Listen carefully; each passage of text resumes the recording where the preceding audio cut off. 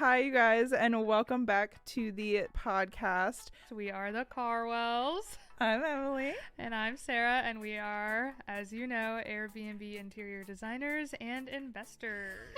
Welcome back to the channel, everyone.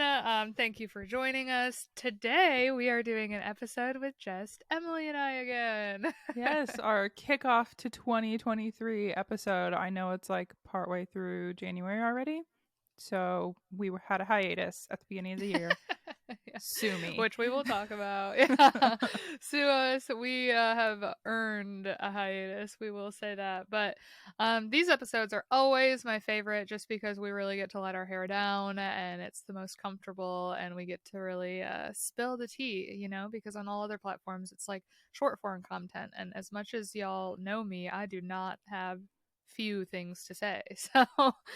So this episode we're gonna I know we did one at the end of the year last year, but so much has happened since then. I mean, it's been about a month since we actually recorded that, and I feel like I've lived 10 lives in the last month. Yeah. So and we really just did a recap of 2022 for that one. So this is more of like our intentions for 2023 and how our strategies have maybe shifted. Slightly. Yes. Oh my God. We're starting. Yeah. If there's one thing that we are consistent about, it's shifting strategies. Yeah, you guys are going to get sick of us saying, oh, yeah, we're just changing it up or rebrand coming at you. Yeah, whatever. I think it's one of those things too where it feels like so many influencers or like content creators in the space, they like master their craft and then they get into content creation. And what you guys are seeing with us is like building a business without a mastered craft in real time. So which I think, you know, is a lot of reason why people resonate with us because we really are like in the trenches with them. But with that comes a little bit of chaos, as you all know. So here we go. Just a little bit. We can start with a horror story on starting out 2023 strong. Sarah's is more of a contractor horror story. I didn't talk to her about this beforehand, but I know it's a story that she can tell. Yeah. That is it. I actually have 2 horror stories that have happened in the last month. So I'll start with the one that I haven't even told you this one yet, I don't think. The hot tub is a whole nother. We'll get into that with Orange Cadillac. Orange Cadillac was a horror story all by itself. But so I actually at the Hale Haven hosted an influencer that I've been in love with for forever. And I keep telling people that I manifested it because like I didn't reach out to her to stay at the property. She like booked all on her own, and I was like, "Are you kidding me? Like, oh my gosh, I'm hosting her." So at that house, we had purchased a brand new grill. We put the grill on the porch, right next to the hot tub, and the grill is like kind of backed up to the house. And then like your back would be facing the lake, so you'd be facing the house if you were actually grilling.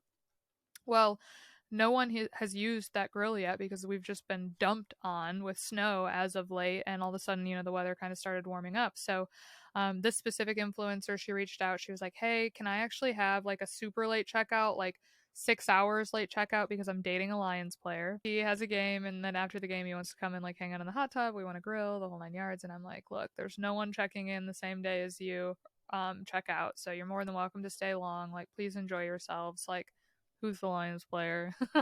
Like, please give me the tea. Yeah. I'm like, you clearly haven't announced this on your social media yet. But well, so, and I haven't mentioned this to her yet either. Like, I'm not going to say anything to her unless she listens to this podcast. But when they turned on the grill was so close to the house that it heated up the siding of the house. And now the siding on our house is like warped because it like nearly started on fire.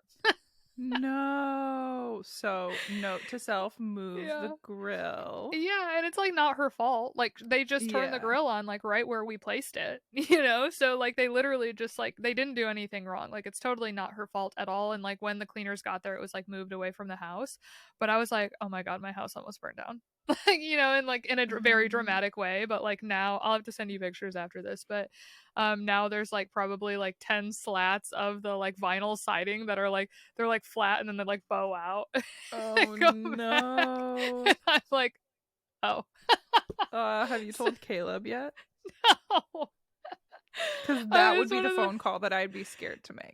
Right. I'm not even gonna do that. I'm just gonna like hope that like either I can find replacement siding or maybe they've got some spare siding in the shed up front or whatever. But yeah. So that was after she left. The cleaner like sent us those, and she didn't say anything either. I'm sure she like was like, oh my gosh, hopefully they don't notice. But again, it's totally not her fault. Like we wouldn't have charged her for it. But I was like, oh, I put that grill there, and that was not the spot to put the grill. Oh my gosh, that's so crazy. Yeah, so that was one nightmare story. Second nightmare story is Orange Cadillac. For those of you that follow us on social media, you know this big 16-person, massive, like loud house in Cadillac, Michigan. I've been working on for the last month and a half, 2 months. And it was the first time I've ever hired a GC because my dad spoils me. He is part of my team and he does all of my GC work for me. He's retired and he was a building trades instructor. So all that being said, this house was so big and it was the first property that I put $0 into. So found investors for it, raised capital for it, created the budget for it. And my mom and dad are snowbirds, so they were going to get ready to go on south. And so I was like, you know what, I'm going to hire this work out and just, try and run it to where I'm not leaning on my dad as a crutch, right? Well, I hired the GC wrong. as a new rite of passage, I suppose, everyone has a GC horror story. And if you guys follow us on Instagram, you saw the photos I posted of how bad that work was. Like, this GC was really good until he wasn't good. It was like he signed up for the entire job, and I wish he would have just been honest about the portions he could do and the portions he couldn't do, because the flooring was great, installing new lighting was great, the drywall for the most part was great. And then when it came to like patching up old drywall and then adding in trim and finishing pieces, it just went south so fast. It went south so fast. And so, with all of that being said, it extended our timeline by like 3 weeks. It cost us money because, of course, we had to go buy new material. And I ended up calling my dad and just crying, like being like, I just asked people for $250,000 and I totally screwed this up. Like, I'm out of budget. Like, how am I supposed to fix this? Just like absolutely distraught. And my dad saved the day again. So, in all honesty, you guys are watching us like try and be badasses out here, but just know that I still need my dad. I don't know. It's honestly so crazy to me because the fact that like you had to go buy new materials in my head, and I know that this is like obviously not realistically how it works, but if somebody else fucked it up that bad, I would think like they need to pay for the new materials to fix what they screwed up.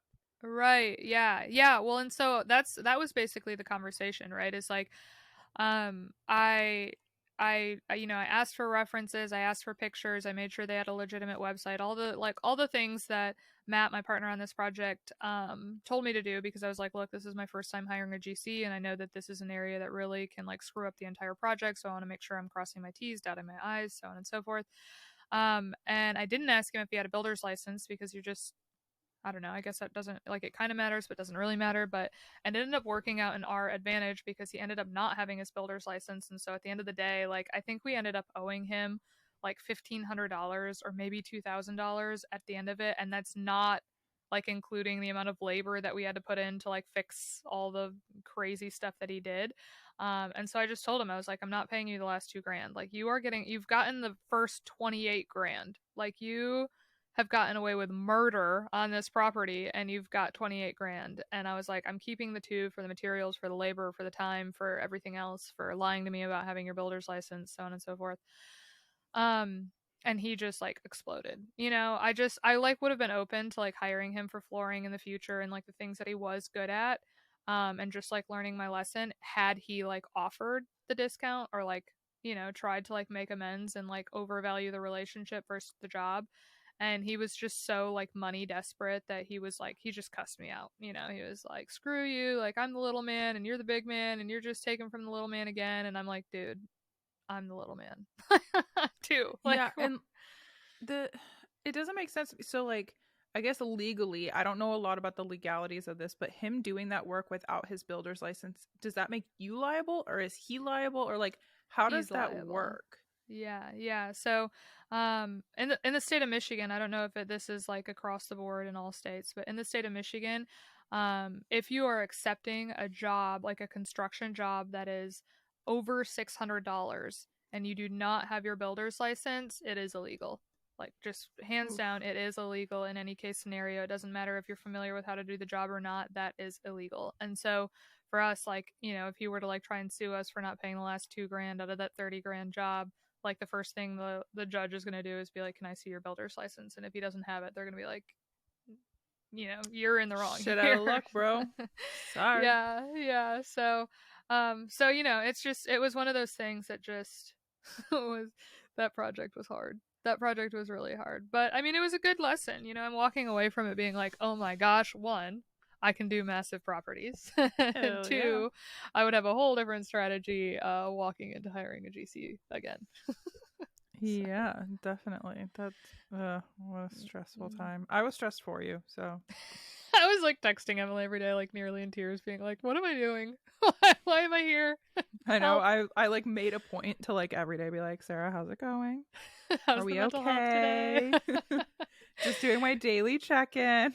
Yes. Yeah. So anyway, that's the horror story. But I will say, as like when I went to HostCon, one of the questions that I kept asking people who like come from house flipping and are like getting into STRs, I was like, oh my God, you're familiar with like hiring GCs. I was like, you know, because after that whole situation happened, I was like, how, like asking Matt, I'm like, how can I do this differently in the future to like avoid this situation again? And he's like, Sarah, you did everything right. And I'm like, no, that's not a good answer, because that means that like we're just leaving that portion up to gamble every single project. And like, if we're not going to be in the same market every single time, I have to have a better system to hire GCs.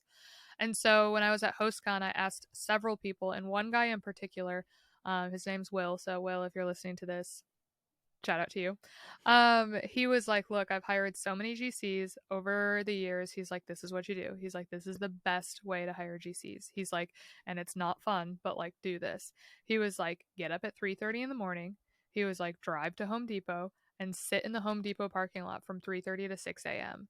He was like, because Home Depot opens like at the butt crack of dawn. He was like, and the guys who are showing up at the butt crack of dawn to be at their projects first thing are the GCs that you want to talk to. He was like, Mm-hmm. that has been my bread and butter. He's like, so go up to them. He's like, 9 times out of 10, it's going to be a white truck that has like a magnet on the side that has a permanent marker phone number written on that magnet that's like, call for work. He's like, And they have that like rack on the back that they can slide their ladders yes. into. Yeah. He was like, and those are the guys you want because they're like already proving to like be early risers, be, you know, early bird gets the worm. You know, they're really good at their craft, but they're not good at marketing. So they're out here hustling. And so I was like, man, that's some gold. So anyway, for our listeners Yeah. listening to the horror story, that is going to be my method of madness on the next one.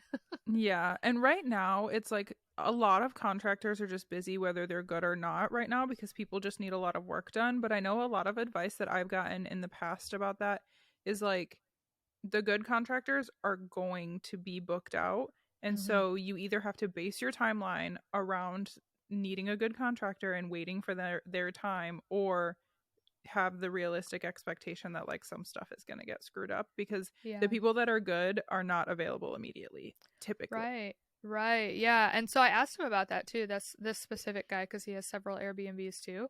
I was like, you know, obviously that's always a struggle, as this has like tight timelines and we can't afford to wait like 2 months for a GC to, you know, prioritize us. And so I was like, I'm really looking for the guys that have like a good work ethic, that have been working behind another builder for years, who maybe are new to the industry and like are building up their name. And, you know, I want the person who's like looking for an investor who has repeat projects.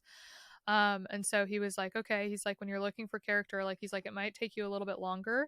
He was like, and they might not have as like big of a portfolio of example work because they are new. He was like, but at that point, you're really looking for character. He was like, so for me, when I'm looking for character and I want to like overvalue character in someone because they don't have this big long list or this huge portfolio of work, he's like, I'll ask them what their foreman's wife's name is. He's like, and if they know their foreman's wife's name, they have good character. And if they don't, then they're just, you know, shoveling people through and they don't have a tight knit operation. They don't actually care about the people that they're working with. Yeah. Because these guys work closely together all Right. day long. And so they should know a lot about each other. Right, right. So I was like, man, like that was the answer I was looking for, was someone who's like really thought about the psychology behind hiring a GC. And so I was like, Mhm. okay, because like look at us, right? We're two like young girls who look like harmless and maybe kind of clueless and like don't have a ton of experience, and so we're already coming in with like a disadvantage when dealing with specifically GCs. So Yeah. One thing that I learned, and we're digressing down this path, but I had this experience with a mechanic one time. So like I had the same experience with a contractor who came to this house previously, and so I that's like why I got a good vibe from him, and he'll be the first person that I call when I need work done. Is I would took my car to a mechanic, and typically these guys would come to me and be like, "Your car is falling apart. You need this, this, this, and this," and like try to get so much money out of me. And I would immediately say, "I need to call my dad," right? Because let's be real, I don't know a lot about cars. Well, this guy came out. He said, "Hey, I want to take you out to your car." He showed me, walked me through every problem that my car had, and it wasn't a lot of problems. There was just like a few things. And then he said, "Call your dad. I want to talk to him really quickly." He took my phone, talked to my dad, walked me through everything, told my dad how much it was going to cost. And then he handed the phone back, and my dad said, "Absolutely, he is telling you 100% the truth." And I was like, yeah. that, like, it, the talking to my dad part is one thing. And that's like, I can't have my dad around all the time, right? But the walking me out to my car and walking me through my car and being like, "This is exactly what's wrong," and showing me why it was wrong told me so much. So that when I came to this house and there was a contractor, he did our inspection, but he's also a contractor, and there were a few things. When he came out to tell me what he was putting on our inspection, he brought me back into the house and walked me through everything and was like, "This is why this needs to be fixed. This is why this needs to be fixed." And I was like, that's the person that I want, because you're not trying to scam me because I'm a young girl. You might think that I don't know what I'm doing, but you're walking me through it and telling me what I need to fix. Yeah, yeah, And that just 100%. gave me like so much of a better vibe. And that's like on that character thing, I felt so much better about that person, because I was like, "Oh, he actually cares." Like Yeah. he doesn't necessarily think I'm stupid, but he can tell that maybe I'm a little naive on it, and he's going to walk me through it. Yeah. Oh yeah. Yeah, that's the way to do it. I mean, and honestly, like if you're considering getting into being a builder or being a GC or being a foreman or whatever, like your reputation is literally going to be the reason why your building or your business explodes or doesn't explode. Mm-hmm. Like that word of mouth in that industry is like more important than anything else. So anyway, we kind of digressed there, but yeah, that was that was a nightmare situation. I mean, there's never a Yeah. shortage of them, but holy cow, after I finished Orange Cadillac, and I mean it's still not done, right? I'm getting text messages from the electrician to still try and fix that stupid hot tub right now, but Good old hot tub. I think you she's told that almost done. story on TikTok or Instagram or something. That's Yeah, it was awful. Okay, yeah. so let's get into it. Let's start talking about 2023 intentions, maybe shifts, our mentality towards it, and everything in between. Yeah, I think intention is really big this year, because I feel like for the past few years, because we were trying to gain experience, we were saying yes to pretty much everything. We were like, we want to meet people, we want to shake hands and kiss babies, we want to do all of the things because we're trying to gain as much experience as possible. And at the end of last year, it just felt like we got a lot of experience, we learned a lot of lessons, but not all of the things moved the needle forward that we said yes to. And so I think this year the intention is only saying yes to things that align with the place that we want to end up. Right, right, right. Yeah, I totally agree. I think that I think every entrepreneur, unless you've like been watching from the sidelines before you jump in, which is not what we did at all. We just jumped in and then and started swimming. Goes through this phase of observation, and kind of getting your feet wet and tasting a lot. Um, and I feel like for us, we're going through a phase of shifting from observation to playing the game.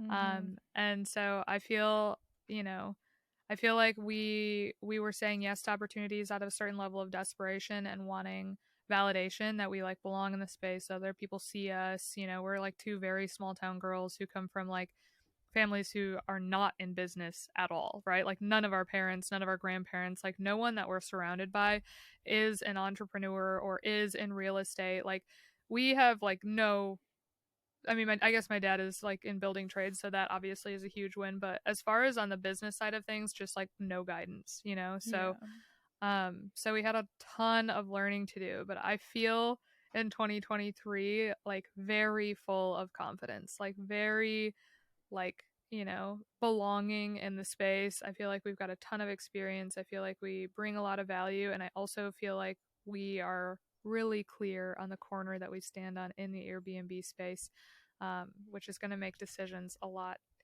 easier and less confusing than it has been years prior. Yeah, I think you and I are very aligned at this point too.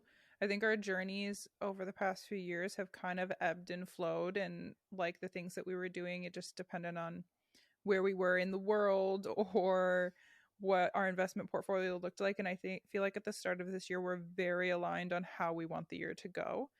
And so that I think makes it easier to get things done and make decisions on things, because it's not like oh, I need to like double check that that's something that we want to do as a partnership. We already know what we want to do as a partnership going forward, and so it's just like getting those things started.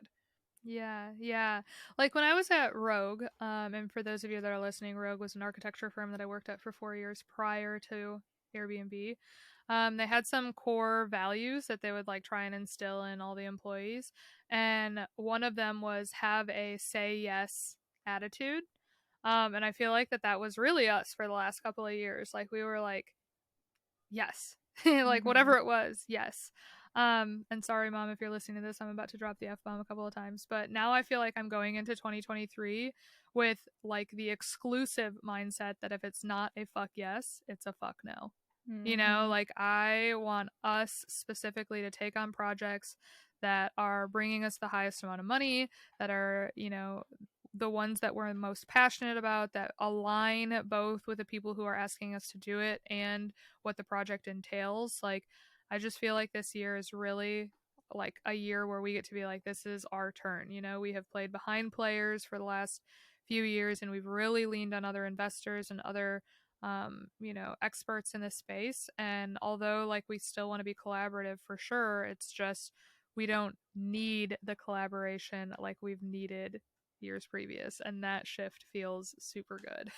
Yeah, I think it, like me personally, and obviously I'm just getting into my first property, but watching other people, it felt like I needed to play into the investing strategy that other people had. And so I was like, oh gosh, I need to be moving faster. I'm way behind. I should have had three properties already, or I should have this, or I should have that. And going into 2023, I think we said like it's a big year of confidence. I'm like, no, I'm trying to create a one of one luxury property in my market, and that's going to take time. And there are other people doing that same thing, but I don't need to rush through it just because somebody else has five properties. Yeah, And that yeah, feels different at the beginning of this year, when before I was like feeling so far behind everybody else, even though my knowledge level might be there, my actual property holding was not. And now I'm like, no, my knowledge level is what's going to make this a 101 property. right, right, yeah, yeah. And I think, you know, for you and I, we've talked about this so often on podcasts and socials, and I think that both of us last year, even though we still like would say it, I don't think we would apply it as much. Where this has always been primarily a lifestyle play. You know, it's like neither of us are like the types of people that are like, oh my God, we have to be the richest people in the world. Like, neither of us Mm-hmm. are like, we want to be in Beverly Hills, we want to drive the G Wagon. You know, that's just, we want to have 25 cars. Like, that's never been our personality in the space. We are most passionate about creating beautiful, hospitable places for people. And we also are really passionate about our own lives, you know, outside of this. Like, I know you guys get a ton of real estate conference or content from us, and, you know, 99% of the time we're spitting real estate knowledge at you, but that is like one corner of our lives. And Mm-hmm. so for us, it's like, okay, how do we move at a pace that's sustainable? How do we move at a pace that feels good, that allows us to still live our lives, that allows us to continue growing wealth? Like, how do we make, you know, in the words of O Sierra, a business that feels like pleasure? Mm-hmm. And I think that we're, you know, starting to like really figure out what that looks like instead of kind of getting yanked around. And, you know, we needed that phase, no doubt. But I'm really excited for this phase.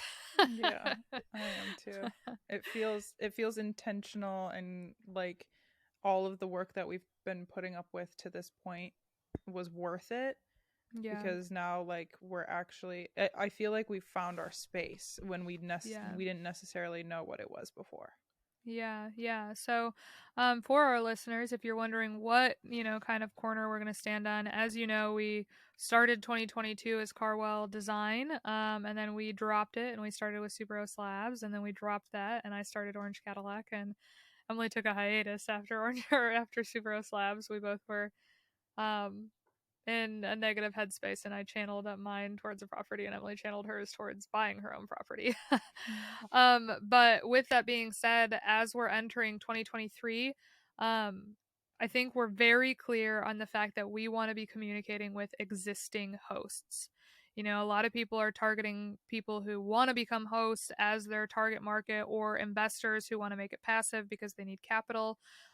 Those are not the people that we are mainly focused on this year. The people we are mainly focused on this year is existing hosts who want properties with longevity. And what I mean by longevity is, as we've watched the Airbnb space grow and transform and develop, and evolve over time, a lot of the hosts that did not create 95th percentile properties are getting pushed out of the space. And, venture capital and private equity are here, right? They have entered the room, they have entered the chat, they are here to play, and they have the money to beat you. And so for us, we don't want to see Airbnb turn into, something that mom and pops are not the primary owner of. And so I think for us, our goal is to help hosts create properties with longevity, whether that means, shifting their current property into something that is more of a unique stay, or as they continue scaling their property, how do they create a solid foundation that's going to produce income for them for years to come, regardless of what the market does. Yeah, that and that feels aligned. yeah, I think going forward, a lot of it is like we like the lifestyle aspect of it, right? And having freedom of time, but being more realistic and more vocal about the fact that longevity means putting your time into these properties. Like you don't get to just set it up and forget it. Longevity means working hard to get it set up in the beginning, and then as your competition rises to meet you, you have to lift your property up again after that. And so a property that has longevity doesn't mean you just get to set it up and you're going to make money on it forever. Even if you set it up fantastic from the very beginning, if you put yourself at the 95th percentile from the very beginning, your competition level around you is going to start rising, and you're going to have to continue to lift that property up as well. And so I think that before, the freedom of time is always the goal, but there always is going to be a work aspect that comes with longevity in properties. Yeah, absolutely. I mean, if you're not passionate about hospitality, like, what are you doing here? Yeah. So Airbnb is no longer going to be a cash grab anymore. Yeah, and you can make amazing money in it, but you're going to have to put time and money into your property, And so we really are clear about wanting to work with hosts who already have skin in the game, who are looking to curate the level of experience that we are trying to curate in our own markets. We want this to be a forever thing. Like, we don't want to get pushed out of this space. We don't want to do anything else. Like, we are most passionate about properties, about, creating a vacation rental. And so how do you do that when the market is so volatile, changing all the time? The competition, it's the latest and greatest craze. And like right before this, we were on a podcast with Michael Chang, and he's like, look, as an investment banker, like, I have looked at a gazillion different business models, and there is nothing like this. And like, I know I've heard that a million times over, but hearing it again from an investment banker who like really has exposure to other people's investments, like, that guy knows, so so it's one of those things that this is an industry that absolutely will change your life, but you have to do it right. You have to do it right. So we really want to help hosts do it right. We feel like we do a really good job at it. We know we do a good job at it. Our numbers prove it. So yeah, not we're here something to you can spread that half-ass love anymore and be at the top tier. It used to be, no. but as the competition level goes up, that's not going to be the case anymore. Yeah, being the top dog when you ain't got no competition isn't anything to be proud of. So, well, let's kind of, I mean, I know that, we're clear on who we're talking to, but I'd also like to kind of shift the conversation and our mentality towards how we're moving forward into 2023, because it's like really kind of flipped upside down for me and probably for you um, over this last month. Because December, I mean, if you guys listened to the podcast that we did at the end of the year last year, it was at the beginning of December, and we were like, Q4's been kind of smooth sailing. I don't know, it's been fine. No. December had flames and bombs and curveballs. Yeah, December kind of kicked us in the ass. Dude, December was horrible. So, if you listen to the last podcast, you all know that we had we were talking about how we have a really close friend of ours who had cancer. She passed away, and that was horrible. I would say probably one of like the hardest things I've ever gone through in my life so far. Easily the hardest thing I've ever gone through in my entire life. Yeah. I mean, we talk about Airbnb horror stories all the time, and I've been completely robbed, right? Like I've had a bullet hole put through my door. Like there have been some wild scenarios that we have gone through that have been really difficult over the last few years. Or stepping away from Superhero Slabs. You guys know how hard that was for us. Like we mourned that. Like we really truly did like go through a hiatus of like, holy crap, like what are we doing with ourselves? And Emily and I maybe we're more emotional than most. I don't know. we are very not attached. Yeah, we are not the business owners that try and like tuck away the emotion in our business because we're human, right? But yeah, we had a friend who was like a real living angel, and for us, we have a friend group of 6, right? I mean, we have friends outside of those 6, but we really have this core girl gang that we lived with in college, that we traveled the world with, that we celebrated holidays with and go on trips with. I mean, it's just, if you follow us on our personal socials, you know that, right? You know that we have this very unique, close-knit girl gang. And that girl gang has seen a lot of chaos over time. Like even, Dale, who went to high school with Emily and I, she had like a crazy health condition in the past that ended up putting her in cardiac arrest. She passed away for 3 minutes. They revived her with paddles. She was in a coma for like a week. She was in a coma for a week. We thought, like, the doctors told us that they didn't know if she would, remember us when she woke up. Like, it was this really wild thing that happened in, I guess, 2014. Yeah. So that was one out of the 6 of us, right, that like died and came back to life. And so we celebrate like 2 birthdays for her every single year because she has a rebirth, what we like to say. But then Nicole, the one that passed in December, she did the same thing. Like last year, when she was diagnosed, she had cardiac arrest, died, was revived. And so Emily and I are like, what is up with our friend group? Like, how is 2 out of the 4 or 6 of us died and come back to life? I was talking to my mom about that. I was like, I'm good. I'm good on that. That can be the only time that happens. I learned my lesson. Live your life to the fullest. I get it. Somebody's sending us a message with that. Yeah. Done. Yeah. We can be done with that lesson. Noted. I'm living it. I'm sorry. Like, I'm sorry if it didn't seem like I was. Yeah. But I can't do this again. Yeah. So I texted Emily earlier the week. So this friend of ours that passed away, her name's Nicole. She, super religious, super religious, really strong Christian girl. And so I texted Emily earlier that week and I was like, I'm going to say something really morbid to you. And I'm only saying it to you because I don't want to like say it to other people. They'll probably freak out. But I was like, I really think Nicole is going to pass away on Christmas. And Emily's like, that makes sense. Like that Feels would very be fairy tale-esque. Yeah, like of course this girl who's like very much filled with magic, very much filled with Jesus, like of course she's going to pass away on Christmas. Like, and she wasn't doing great, but she wasn't doing terrible at that point in time. And then on Christmas Day we got that phone call. Awful phone call. And fortunately we all got to be in the hospital room when she passed, which is like very morbid, but like really life-changing. Like really like you walk out of that room and you're like, everything in the way that you're living shifts. Yeah, it really, like, in our little world, everything just got obliterated, you're just like, what are we doing here? Like, what matters, like, what are we chasing? Like, what, so I think for Emily and I, all last year, it was such a hustle year. It was like nose to the grindstone. Like, I have never worked so many hours in my life like we Mhm. worked last year. Like, Emily and I were pulling nasty long days. Nasty long days. And so our mindset this year is like, we want, we were very clear on who we're talking to, but also we're like, how do we shift this business to be a bit more sustainable and again more focused on fitting in with our lives instead of like building our lives around this business. Because you just, you clearly never know how many days you have left. So, Yeah, um, looking back, it's like like we worked so many hours, right?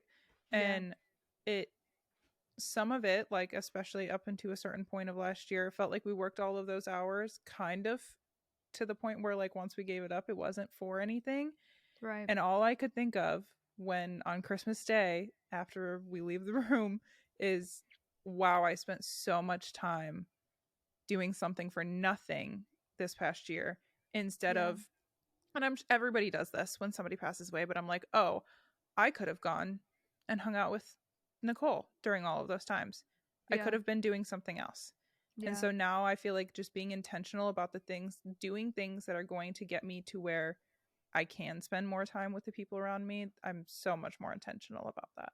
Yeah, yeah, yeah. It did serve as a really, really good reminder. Super powerful lesson. So, yeah, I mean, again, like, and the beauty of Airbnb is that it is working towards more time freedom, right? It is working towards a better life and like being able to step away and being able to unplug. And, a lot of you watched me partner with Matt on Orange Cadillac, and Matt is in a phase of wanting to make a gazillion dollars and run 100 miles an hour. And I was like, of that same mindset all Q4, right? Like busted Orange Cadillac out as fast as I possibly could, was looking at new deals, looking at multifamilies, looking just like running a gazillion miles an hour. And I had to have that conversation with him last week where I was like, look, I don't want in business when you have partnerships, they really truly are like dating partnerships. Like you have to go through the dating and the breakup phase. And not saying that like Matt and I broke up by any means, but I had to be like really honest with him and be like, look, we were really aligned last quarter about running a million miles an hour, but like mine and Emily's world was just obliterated in a way that like most people don't have to go through like a really close friend at a really young age dying, you know? Mm-hmm. And so I think I was like, I have to be super honest, like my heart is not in this right now. Like and then when Ethan found this bus, he was like, wouldn't shut up about this bus. For those of you listening, I'm sitting in a school bus that we just bought, a converted school bus, and Ethan like wouldn't shut up about this bus, and I just felt like maxed out. Like in Q4, I was like, I can't even like think about a bus, like buying something else because I can't. Like all I'm thinking about is Nicole and how to finish Orange Cadillac and what's the next step and how are we walking into 2020. I was just so wigged out. And finally, one night, I if if my mom listens to this, she's gonna kill me as well. I smoked a little, not cigarettes, and I was sitting there like kind of being like very introspective, and I was like, we can't not buy the bus. I need that. Like I need something to like force me to do something that's like for us. Like Mm-hmm. not for more money in our pocket, not for anything really other than for like a break, and I've shared like obviously how the van really changed our lives in those 4 months, and I was like, I need that all over again. So I had to go to Matt and be like, I know that we've got a gazillion things planned, but I need you to like run alone because I can't Yeah. run. I'm back to crawling. Yeah, I was talking to my therapist. You guys all know that I started therapy in the last year, and I will advocate for people going to therapy so much. But so I was talking to my therapist, and it was my first session after Nicole had passed away, and I was like talking to her, and I was like, I'm stuck between. I'm now in this like headspace of, wow, we really don't know how much time we have left. So do I hunker down and work my butt off to reach all of the goals that I have set for myself and just work my ass off essentially to get to them? Or do I slow down, take it at a good pace, and use all of my free time to spend with the people I love, but maybe not reach every goal that I have set for my life, which was a really hard mental space to be in because it's like, of Yeah. course you want to reach your goals, but like spending time with family just became so much more important. Friends and family became so much more important. So I was like in this really weird mental space. And honestly, what she told me is like, you're still grieving right now, and this is not a time to make that decision. Yeah. Like, you just keep going about your daily life the way that you would normally do it and let yourself grieve, and then like figure out how to adjust your life based on like Yeah. your new goals. But that was a really hard mental space to be in, because it's like once you start thinking about your mortality or whatever, it's like, oh, we really do only have a certain amount of time. And like you said, we're not trying to be the wealthiest people in the world. Right. Like, I'm just looking to live a comfortable life with my family, but like you only have a certain amount of time to do it. And that's Right. like the mentality that I was in after that. So it was a really interesting shift in my mindset of like, how do I Yeah. approach this new way of living, I guess. Yeah, yeah. Why is my mentality so different? Well, and I was watching I was on TikTok last night, and there's this like very holistic like life coach that popped up at my timeline, and she was like, the number one thing that women don't pay attention to that they should is the era where they go from being a maiden to a mother, and that transition. And so it was like talking about really in your late 20s transitioning out of being this like single flirty like human to that prioritizes friends and prioritizes career and prioritizes like everything that's like very super super selfish, to switching to like this mother mentality where it's like you really care for your family and you care about where you're spending your time and so on and so forth. And so like how, and she was explaining how like that transition happens over a period of time, right? Like there may be like a distinct point where you're like, okay, I'm done being X, now I want to be Y. She's like, but that transition takes years. And like, I feel like our friend group in particular, like, even without the death of Nicole, is like going through that, right? Like, all like Dale is the first one to have a baby. All of a sudden, we've got a friend group, one friend in our friend group that has a child, and all of us are like on this, like, why do we drink? Like, why did we party as hard as we did? Like, let's slow that down. Like, what does that look like? And it just, I think, is hitting us even harder because of Nicole passing away and like being in that and like just reevaluating our priorities. And so yeah, with all of that being said, there's so many good things coming in 2023, but Emily and I definitely are like of the mindset that we are not going to get jerked around. We're not going to sacrifice all of our time for the latest and greatest thing. We don't want to feel, when you're on social media, you see people succeeding all around you, and that comes with a ton of pressure, especially like in the phase that we're in where we have the ability to do all of that. Like we have the team and the resources to scale just as quickly as anybody else or the next guy to us. But like, do we want to do that? And I think the answer is like, yes, but how do we do that slower and more sustainable where we still can like take a few months off a year like not keep up with the Joneses. Yeah, we're definitely, I feel like, focused more on our journeys this year and showing people and maybe helping other people have the same like trajectory or path that we are now on. So like, we're not going to stop posting content. We're not going to stop helping people like get to this place, but we're not trying to keep up with anybody else's journey anymore. This is Yeah. ours. Yeah, yeah, exactly. And like I feel like the last podcast that we recorded right before this with Michael as well, when he was like, you've got to be careful with partnerships because then you've got bosses, right? And it's like, again, they're not your true boss, right? It's not like a 9 to 5 where you're like you've got someone who literally like has you on a leash. Mm-hmm. Um, but with partners, you have to, you have to perform and you have to like under promise and over deliver, and you have to like make sure you have other people to account for. And so partnerships can be amazing for a lot of reasons. But if you're in a phase where you want that time freedom over everything, which is absolutely in the era that Emily and I are in, where we're like, we want to have authorship over our own lives, over cash flow, over growing our portfolio, over anything else, then it makes you reevaluate the partnerships that you do curate, the partnerships that you do take on, and it makes it a little bit easier to say no if it's not perfectly aligned.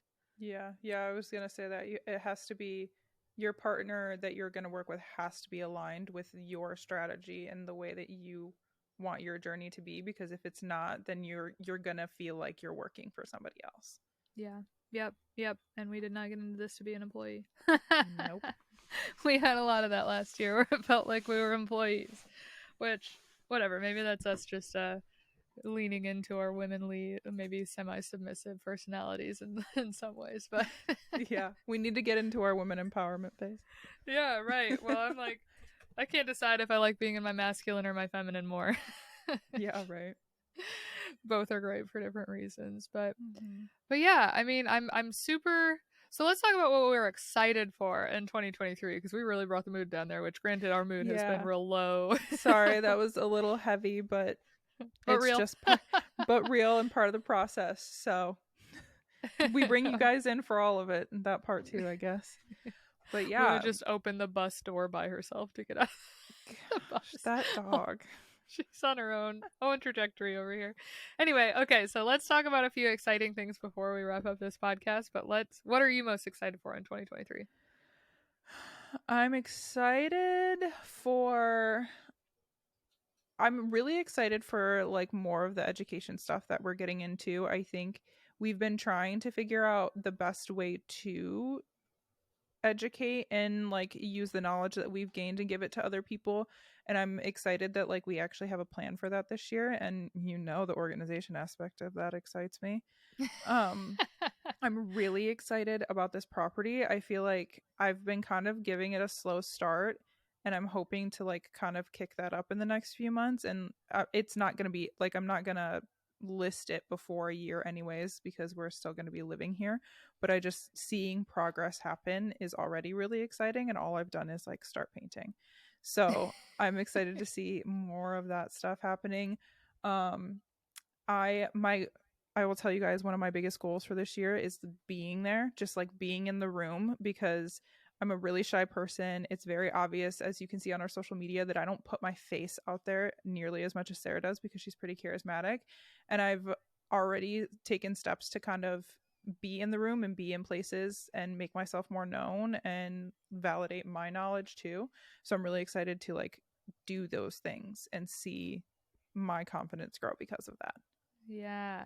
Yeah. Well, and it's so interesting too, because I mean, you and I talk about this privately all the time, but there's always this perception that people have that you're like my assistant or like, like a, very behind the scenes, which you are behind the scenes. But a lot of the time, but at the end of the day, it's like people don't see how much I rely on you to like keep the wheel turning. And I was talking to Rob at HostCon, Rob Dilt at HostCon about this, because he has a counterpart that is a lot like Emily, that nobody even knows exists, right? Like his counterpart that he leans on, that's his best friend, and he's his CFO or COO or whatever he is like over 50% of what he does. Like for him, like this guy Clint is like his pillar, right? Like it is his foundation. And so like Clint has no interest in being in front of the screen at all. Like he is totally okay with back end stuff.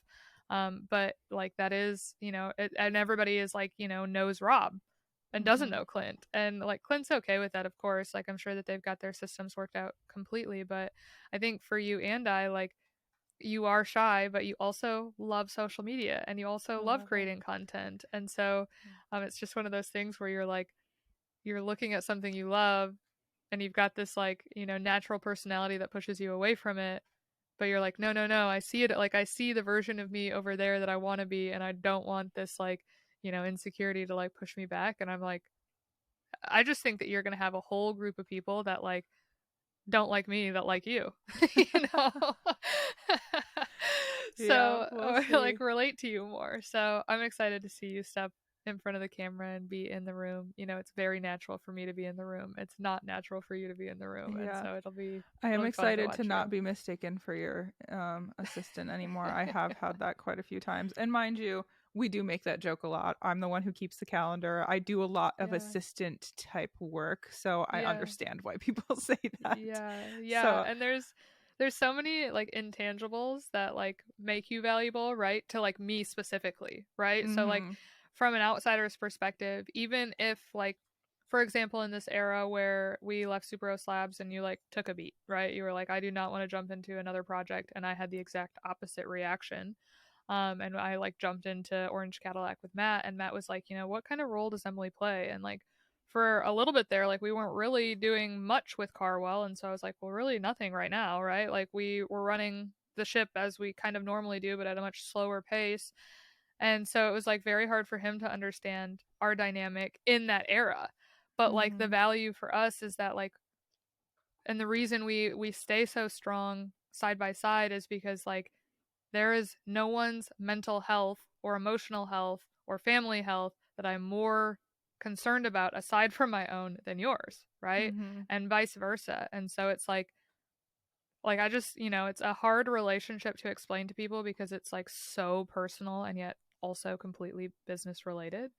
And that's not typical, that's very atypical for a business relationship for us to be so intimately involved in each other's lives and have such a long history and so on and so forth. So it's just one of those things that I just remember several times Matt being like, I'm very confused about your and Emily's relationship. And I'm like, yeah, I don't know that I can explain it other than I am like an actual insane human without her. So yeah, you don't have to understand. I think it confuses people a little bit because we always say like our friendship comes before our business no matter what.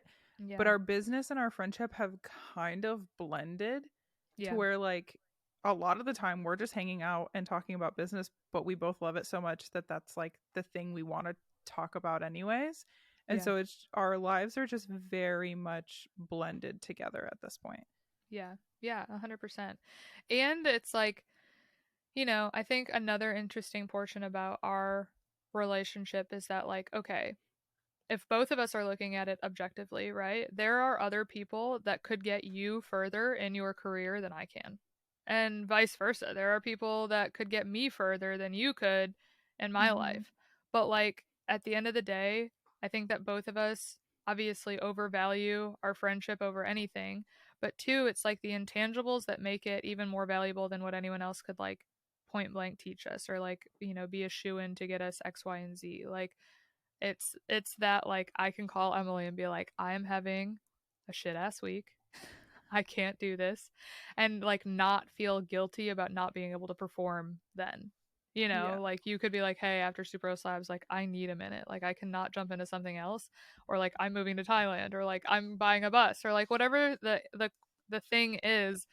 I just don't think that any other partnership would be able to withstand those like crazy life circumstances with as much like empathy, respect, understanding that you have for me and I have for you. And I feel like that is like at its core why it works. Yeah. Yeah, it's definitely a unique partnership that I'm sure and not all best friends could do this. Yeah. And not all business partners could be best friends. Like it's a very unique relationship that we have created in our lives. Yeah, for sure. And also when other people say that like that's my best friend, I'm like, but is it? Like, do you like best friend means really something to me? So I'm like, I don't know. Yeah, is it like blood or is it not? Are you talking shit about her behind her back or what? Obviously. Obviously. So much to talk. Okay, well, what are you excited about for 2023? I keep forgetting that it's 2023. I'm like, earlier this year, and everybody's like 2 weeks ago, and I'm like, oh, it's a new year. Okay. Yes. I am super excited. One for the education component. We are really gung ho about starting a mentorship. We have never like really sunk our teeth into our online community that we've built. We didn't really understand why we were on social media for a really long time. We just like enjoyed it. That was just like kind of like our side hustle. Airbnb is our main hustle, and then social media was like our side hustle. Which I think takes up more time than our full-time gig, to be honest. But oh my gosh, so much time. So much time. But we didn't really understand what we were going to do with the community, and what kind of advantage that's going to bring or how we can really help or separate ourselves from everybody else. And so with having clarity around who we're talking to, I'm just really excited for the connections that we're going to make with our community to like uplift other people, other women, other investors, other hosts who kind of align with how we operate. I think that is going to like fill our cup back up. you know, like really like fuel us and be rewarding to us in a way that I don't think that we really understand, just like we didn't understand the benefits of this podcast and now we're like obsessed with it. Yeah. Um Yeah, it's interesting to see, like, we have people from our small town, like Kaya. She just started an Airbnb, and she and like mentioned, Caitlin. yeah, and they're like, we saw what you were doing and like wanted to do it, and that's like such a good feeling to Yeah. like, obviously like they did it all on their own, and I'm sure that like people could have figured it out, but like just to know that like people saw what was going on and saw that they could benefit from it too. It's the best feeling when people It's tell the us that best they feeling. started because they saw what we were doing. It's insane, Yeah, yeah, that is crazy. especially from our Um little teeny tiny town. well, yeah, and I really feel like, I mean, for them specifically, like they needed to see someone that came from the exact same background that they did do it, you know, Mm-hmm. for them to make that leap. And the properties that both of them bought are just gorgeous. So I'm Oh super yeah. excited for them. Another thing I'm really, probably the thing that I am most excited for this year is, you know, my husband has built an insurance company over the last 4, 5, 6, I don't even know how long it's been, over several years. And we, like, I really was an intimate part of that front end lift, getting that off the ground. And so this year he is burned out from insurance and we are in negotiations with selling his book. And so when he sells his book, that will, one, give us a big chunk of change to put towards either a campground or a few properties, which, you know, is super exciting. But two, I'm really excited to have my husband in real estate full time with me. I think that that is going to be really good for our marriage. I think that's going to be really good for our business. I think all the way around having, you know, home base really aligned is going to be a big game changer for us. So I'm like, just, I'm ready for him to not feel like a customer service agent for his insurance clients. And I'm excited for him to be like passionate about something new. And I know that he's just burned out to an extreme level. And so I'm excited to have like really inspired Ethan back Mm-hmm. instead of like stressed, anxious Ethan. Yeah, there is something about when he's super like passionate about something, because even like earlier when we were talking and you went inside, I was like, Ethan, so how'd the conference go for you? Like, what did you get out of it? And he just started listing off all these things that like he learned. He didn't want to do this a specific way, but he learned he wanted to do this way, and like things he could add, and just like instantly you can hear the spark when he's talking about it. Yeah. Yeah. Yeah. So I don't know. I just feel like, you know, last year was a mental low for both of us, you know, for a lot of different reasons. Like it was the most stressful year in our marriage, which granted we've been married for 3 years, but like, and it had nothing to do with like anything between him and I. It had everything to do with all of these outside circumstances that just put a lot of stress on our marriage. And like, you know, now looking back, I'm like, I could not have gotten through last year without him. He couldn't have gotten through last year without me. Like, we really leaned on each other, and I'm like really proud of how we handled it. But like, I'm I'm ready to be in this bus with him. Like, the last time we got in the van, we like thought we were gonna go away for a month, and then we didn't ever go home. You know, I'm like ready for like those kind of crazy moves to like hit us this year again, where we're re-inspired and just like on a more optimistic trajectory than we've been on for the last 12 months. Yeah, definitely. Yeah, so those are the two things I think I'm most excited for. And then, you know, we bought this bus. I'm really excited to turn this bus into a glamping Airbnb in Michigan. I think it'll be like so cute. I think it'll be like right up our alley. I think it's so like perfectly branded towards us and, you know, our unconventional lifestyle. And so it's like a little experimental like project that we're going to take on this year that I'm just like, man, this just really fills my cup back up as well. So Yep. we got a lot to look forward to. I've never been so Exciting excited for things. a year in my life. I know. Yeah. I'm really, yeah, once 2022 closed out, I was like, this new year is going to be, it's going to be It. it. It's a stinking train behind this house. It's crazy. It's like every 15 minutes. So, I know, literally, we filmed like 3 episodes this morning already. Full disclosure, we batched some of our episodes, guys, because getting free time with both of us is a lot. But on every episode, there has been like a couple trains that have come through on Sarah's end. So, Well, anything else that we want to cover in this podcast that you think we missed? I don't think so. Just looking forward to a big year. big year ahead of us, hopefully. Yeah. There's a cat walking, like she's about to walk in front of the computer. Go away. Looking forward to living in a zoo. Yeah. Living in a zoo for another year. Yeah, honestly. Well, anyway, so yes, you can look forward to seeing us kick off a mentorship program this year. You can look forward to us plugging even more into socials this year.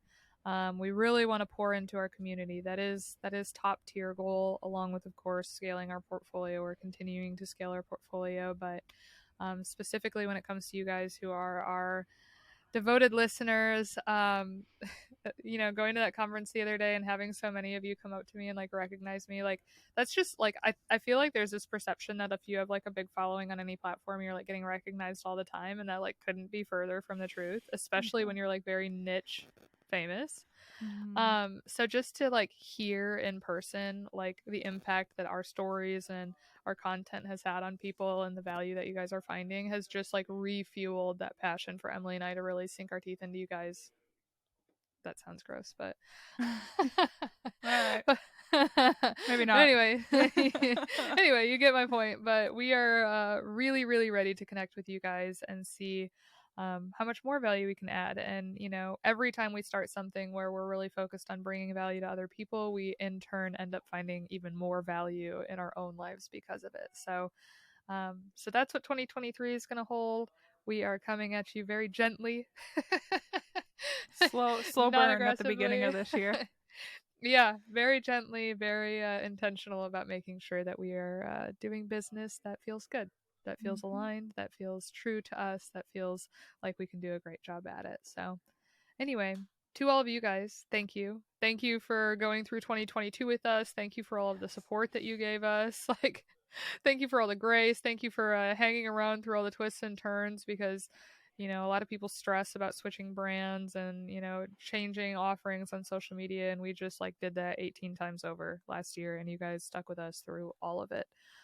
So I can't even express to you how much that speaks means volumes a lot. to us. Yeah. So thanks for listening, and we'll catch you next time. Bye.